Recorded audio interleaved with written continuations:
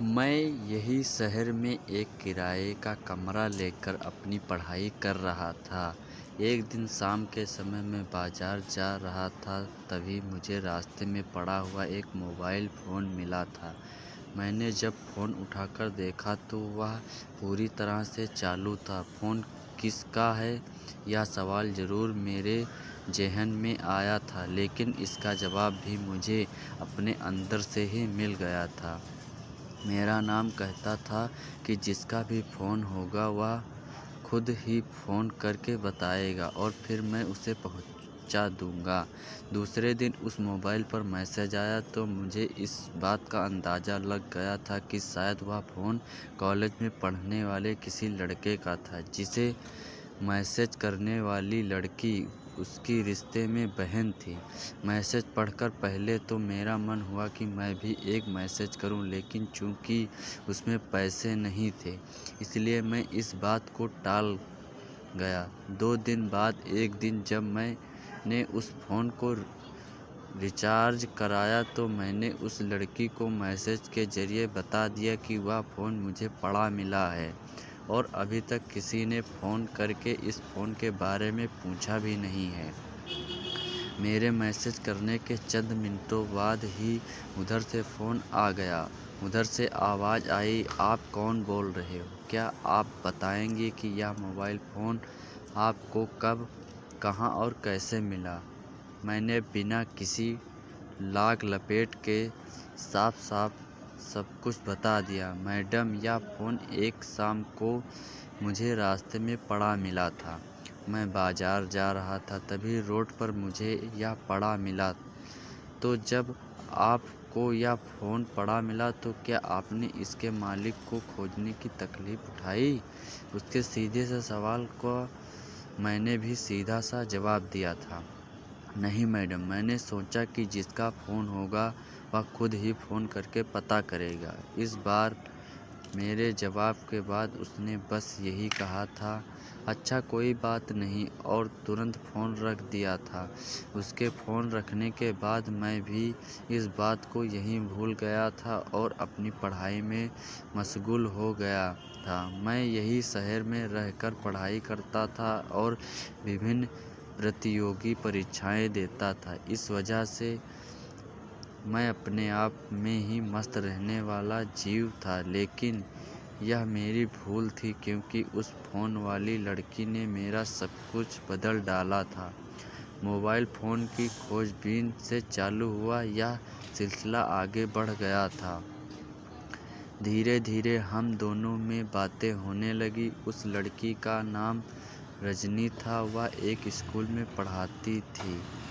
वह स्वरोजगार थी और मैं बेरोजगार, सो मैं हीन भावना से घिरा हुआ था, लेकिन उसके प्यार ने मुझे आत्मविश्वास पैदा कर दिया था। वह मुझे हमेशा पढ़ाई करते रहने की सलाह देती थी।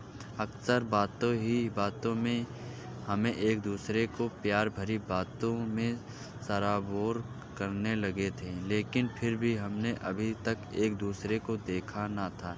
इसलिए एक दिन जब मैंने कहा कि रजनी, मैं तुम्हें जी भर कर देखना चाहता हूँ, तो उसने भी कहा था कि अजय, मैं भी तुम्हें न केवल देखना चाहती हूँ बल्कि इस प्यार को रिश्ते में बदलना चाहती हूँ। मतलब? मैंने चौंक कर पूछा। तो उसने बताया, अजय, मैं तुम्हें बेहद प्यार करती हूँ। मैंने तुम्हें देखा ज़रूर नहीं है, लेकिन मेरे लिए इसकी ज़्यादा अहमियत नहीं है। फिर भी मैं केवल इसलिए तुम्हारे पास आना चाहती हूँ कि मैं तुम्हारी गोद में सोना चाहती हूँ। जिस प्यार को मैंने आज तक सिर्फ फ़ोन से महसूस किया है, उसे अब मैं जी भर कर जीना चाहती हूँ। साफ साफ शब्दों में कहूँ तो मैं अब तुम्हारी होना चाहती हूँ। जान, तब मैं संभल कर बोला था, हाँ हाँ जान, मैं भी तो ऐसा ही चाहता हूँ। मैंने इस जवाब के अलावा और कुछ भी नहीं कहा था। हम दोनों ने महसूस किया कि हमारा शरीर फ़ोन में बातें करते करते इतना प्यार में पिघल जाता था कि फिर हमें कई कई घंटे उस प्यार की गर्माहट महसूस होती रहती थी। उस वक्त हम दोनों बस यही सोचा करते थे कि काश वह पल आ जाए जब हम आमने सामने हों और हमारे अलावा कोई भी ना हो। मैं अक्सर उसे छुट्टियों में अपने पास बुलाने की जिद करता था, तो वह कहती थी कि वह छुट्टियों में कतई मेरे पास नहीं आएगी, क्योंकि जब स्कूल खुला हो तभी वह घर से बाहर निकल सकती है, क्योंकि तब घर वाले किसी तरह का सवाल नहीं करते। हम दोनों रात में जी भर कर बात जरूर करते थे, लेकिन फिर भी कभी मन नहीं भरता। वैसे हमारे बीच एक और भी खेल होता था, वह यह कि प्यार के पलों में जो शब्द मुंह से अक्सर निकल जाते हैं, अब हम फ़ोन पर जी भरकर एक दूसरे से कहते और सुनते थे। यह भी सच है कि मैं अक्सर रजनी से मिलने की जिद करता था, लेकिन वह तब यही कहती थी, यार धीरज रखो, जिस दिन आऊँगी सारी रात के लिए आऊँगी और अपनी 24 साल की प्यास बुझाऊंगी, फिर जितना चाहे प्यार कर लेना, बिल्कुल मना नहीं करूंगी। और फिर एक दिन सचमुच उसने ऐसा ही किया। उसने मुझे फ़ोन करके बताया कि वह शाम तक मेरे पास आ जाएगी। तो मैं 7वें आसमान में उड़ने लगा था। उसको लेने में बस अड्डे पर 2 घंटा पहले ही पहुंच गया था और पहली बार उसे देखने के लालच में बेहद खुश था। लेकिन यह क्या, जब वह बस से उतरी तो मैं डर गया और एक पल को उससे न मिलने का मन हुआ, लेकिन तभी उसका फ़ोन आ गया। बात यह थी कि वह इतनी खूबसूरत थी कि मुझे लगा कि वह मेरी कैसे बन सकती है, क्योंकि मेरी शक्ल तो बेहद सामान्य सी थी। लेकिन यह मेरा केवल भ्रम था। जब मैंने उसका फ़ोन उठाया तो वह हड़बड़ाई सी बोली, अजय तुम कहाँ हो, जल्दी आ जाओ, मैं तुम्हारे पास आना चाहती हूँ। और फिर मैं उसके सामने जा पहुँचा। मैंने उसे तुरंत ही अपना मोटरसाइकिल पर बिठा लिया और बिना बोले चल दिया। कमरा खोलकर मैंने उससे बैठने को कहा था, लेकिन मैं बेहद बेचैन था। पहली बात तो वह एक लड़की थी जो मेरे कमरे में आज पहली बार आई थी। दूसरी बात यह कि अगर किसी को कुछ पता चल जाए तो बदनामी होने का भी बेहद डर था। लेकिन वह सिर्फ पानी के गिलास में अपने होंठ डुबाकर बूंद बूंद पानी पी रही थी, बिना किसी खास हरकत के। काफ़ी देर बाद मैंने उससे कहा, चाय पियोगी इतनी शाम को? क्यों, अभी तो 7 ही बजे हैं। मैंने जब सवाल किया तो उसने भी बताया, 7 तो बजे हैं, लेकिन सर्दियों के 7 बजे चाय पीने को नहीं, खाना खाने को कहते हैं। लेकिन मुझे खाना नहीं खाना, बस तुमसे एक बात कहनी है। क्या, मैंने उससे पूछा तो उसने कहा, क्या तुम थोड़ी देर के लिए मुझे अकेला छोड़ सकते हो? ठीक है, मैं जा रहा हूँ। उसके सवाल के जवाब में मैंने बस इतना ही कहा था। आधे घंटे बाद दरवाज़ा खोलकर उसने खुद ही मुझे अंदर आने के लिए कहा, तो मैं धीरे धीरे अंदर गया।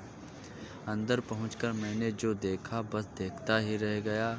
साड़ी पहनकर रजनी दुल्हन का पूरा श्रृंगार किए घूंघट में खड़ी थी।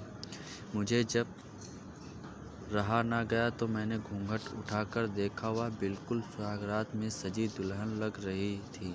मुझे देखकर वह नज़रें नीची करके बोली, अजय मैं तुम्हारी दुल्हन बनना चाहती हूँ।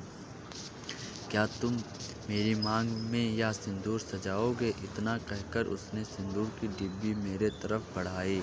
मैंने तुरंत उसके हाथ से वह डिब्बी ली और सिंदूर निकालकर कहा, मैं तुम्हें अपनी दुल्हन स्वीकार करता हूँ।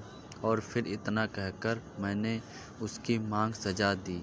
फिर हमने पूरी रात सुहागरात मनाई थी। उसके कतराए बदन को मैंने जी भर कर भोगा था। उसके सीने की गोलियां, उसके ओंठ, उसका सारा बदन मैंने चूमने से गीला कर दिया था। वह मुझे से इस तरह लिपट जाती थी जैसे कोई लड़पती हुई मछली पानी की धार से लिपटती है। हमने उस रात शायद अपनी पूरी ज़िंदगी जी ली थी, लेकिन चूँकि उसे सुबह निकलना भी था, इसलिए मन को मार कर मैं कमरे से बाहर निकल आया और उसे बस स्टैंड पर छोड़कर मैं उदास मन से वापस कमरे पर लौट आया। लेकिन कुछ दिन बाद ही अचानक उसने मुझसे बात करना बंद कर दिया। मेरी समझ में नहीं आ रहा था कि अचानक ऐसा क्या हो गया जिसकी वजह से उसने मुझसे बात करना बंद कर दिया। तब से लेकर आज तक मैं उसे बात करने को तरसता हूँ। मैं जब भी फ़ोन करता हूँ मुझे कोई जवाब नहीं मिलता। मैंने तमाम मैसेज कर डाले, हज़ारों बार फ़ोन किया, लेकिन वह नहीं पीसीजी। मैं आज भी उसकी याद में तड़पता रहता हूँ। उसे अपनी तड़प, अपनी बेताबी में किसी भी कीमत पर बताना चाहता हूँ। अगर दोस्तों आप लोगों को यह कहानी पसंद आई हो तो इस वीडियो को लाइक करें, शेयर करें, कमेंट करें और चैनल को भी सब्सक्राइब कर लें। धन्यवाद।